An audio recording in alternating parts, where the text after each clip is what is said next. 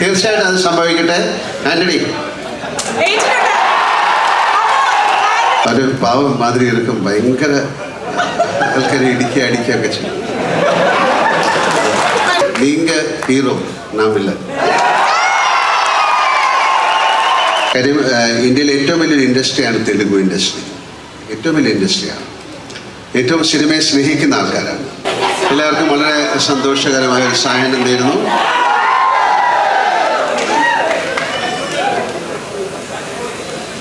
ഇതൊരു മലയാള സിനിമയല്ല, ഒരു തെലുങ്ക് സിനിമ തുടങ്ങിയിട്ട് അത് നമ്മുടെ കേരളത്തിലേക്ക് വരികയാണ്.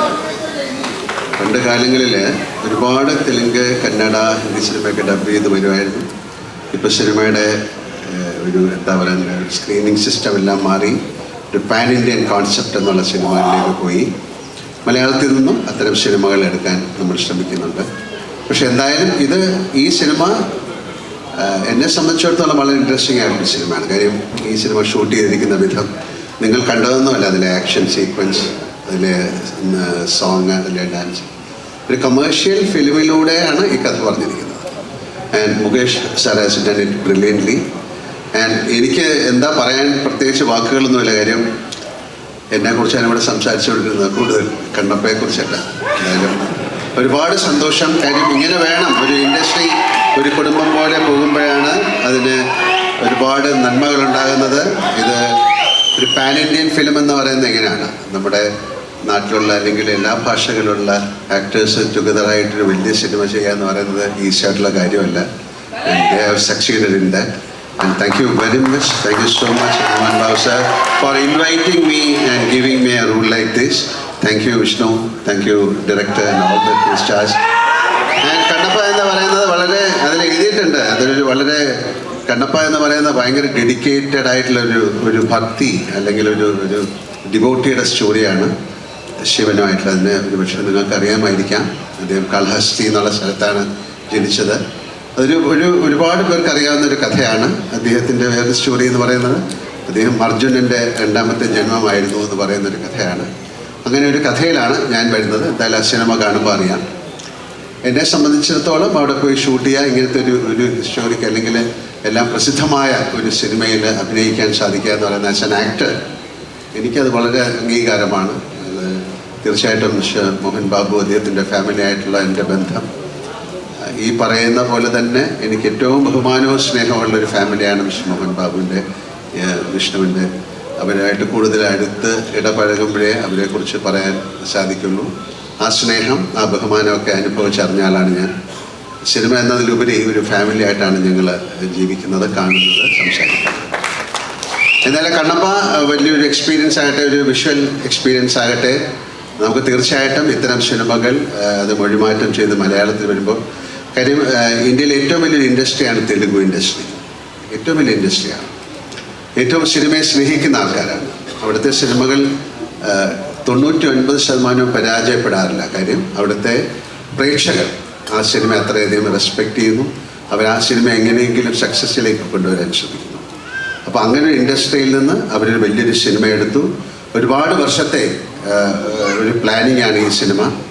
ന്യൂസിലാൻഡ് എന്ന് പറയുന്ന സ്ഥലത്ത് ഏറ്റവും മനോഹരമായ സ്ഥലത്താണ് പോയി ഷൂട്ട് ചെയ്തിരിക്കുന്നത്. അതിനെ ഇവിടുന്ന് എത്രയും ആൾക്കാരെ കൊണ്ടുപോയി വളരെയധികം മാസങ്ങൾ, 2, 3 പ്രാവശ്യമൊക്കെ പോയിട്ടാണ് അവരത് ഷൂട്ട് ചെയ്തത്. അപ്പോൾ അത്ര കഷ്ടപ്പെട്ടിട്ടൊരു സിനിമ ചെയ്ത് അത് മൊഴിമാറ്റം ചെയ്ത് ആ സിനിമ എല്ലായിടത്തും തെലുഗു ആർട്ടിസ്റ്റുകളെ കൊണ്ട് അല്ലെങ്കിൽ തെലുഗു ഓഡിയൻസ് കാണുന്ന പോലെ ബാക്കി ഇന്ത്യയിലെ ആൾക്കാർ കാണണം എന്നുള്ള ഒരു സ്നേഹത്തിൻ്റെയും ഒരു ബഹുമാനത്തിൻ്റെയും പേരിൽ കൊണ്ടുവന്ന സിനിമയാണ്. അത് മൊഴിമാറ്റം ചെയ്ത് മലയാളത്തിലേക്ക് വരികയാണ്. നമുക്ക് നമ്മുടെ ഒരു കടമയാണ് ഒരു ഫിലിമിനെ സക്സസ്ഫുൾ ആക്കുക എന്നുള്ളത്. അങ്ങനെ സംഭവിക്കട്ടെ. ഈശ്വരൻ്റെ അനുഗ്രഹം കണ്ണപ്പയ്ക്ക് ഉണ്ടാകട്ടെ. ഒരിക്കൽ കൂടെ thank you Mohan Babu sir, Vishnu, എല്ലാവർക്കും നല്ലൊരു സായനം നേരുന്നു. എല്ലാ സിനിമകളും നന്നായിട്ട് ഓടണം. അപ്പോഴേ സിനിമ ഇൻഡസ്ട്രിയുടെ ചക്രം മുന്നോട്ട് ചലിക്കുള്ളൂ. അതിന് തീർച്ചയായിട്ടും പ്രേക്ഷകരായ നിങ്ങളുടെ അനുഗ്രഹവും അതിനുള്ള സഹായം ഉണ്ടാകണം. ആ പ്രതീക്ഷയോട് കൂടി ഞാൻ നിർത്തുന്നു. എല്ലാവർക്കും നല്ലൊരു രാത്രി. Thank you so much. ലാലേട്ട, ഒരു ചെറിയ കാര്യം ചോദിക്കാൻ ഞാൻ ആഗ്രഹിക്കുന്നു. മോഹൻ ബാബു സാർ നേരത്തെ പറഞ്ഞിരുന്നു അദ്ദേഹത്തിൻ്റെ ബിഹൈൻഡ് ദ സീൻ കഥകൾ ലാലേട്ടനെ കുറിച്ച് പറയുമ്പം he was going on and on.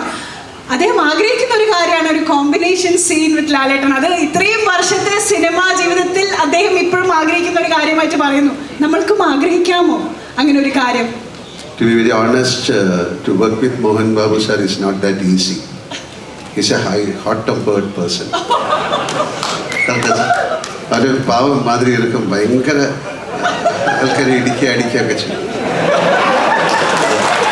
Nothing. വെറുതെ പറഞ്ഞാണ്. He's one of the sweetest person I have seen. 560 cinema ചെയ്ത ഒരാളാണ് എൻ്റെ അടുത്തൊരു സിനിമ തരണമെന്ന് ചോദിച്ചത്. അത് വില്ലനായിട്ട് അഭിനയിക്കണം. സാർ നീങ്ക ഹീറോ, നാ വില്ലൻ.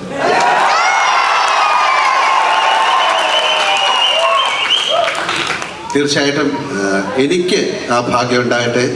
നമുക്കടുത്ത് തന്നെ ഏതെങ്കിലും ഒരു സിനിമയിൽ. ഇല്ല എനിക്ക് സത്യമാണ്. Don't say that. I want to act as a villain with you, please. Why villain? തീർച്ചയായിട്ടും അത് സംഭവിക്കട്ടെ. ആന്റണി,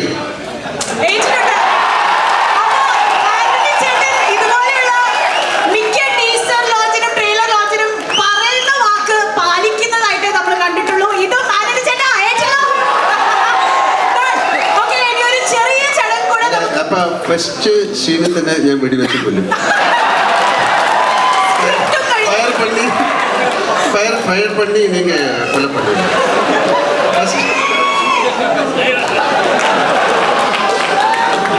ഓക്കെ, അങ്ങനെ സംഭവിക്കട്ടെ. അതിനുള്ള ഭാഗ്യം എനിക്കുണ്ടായിരുന്നു. Thank you. ശരി.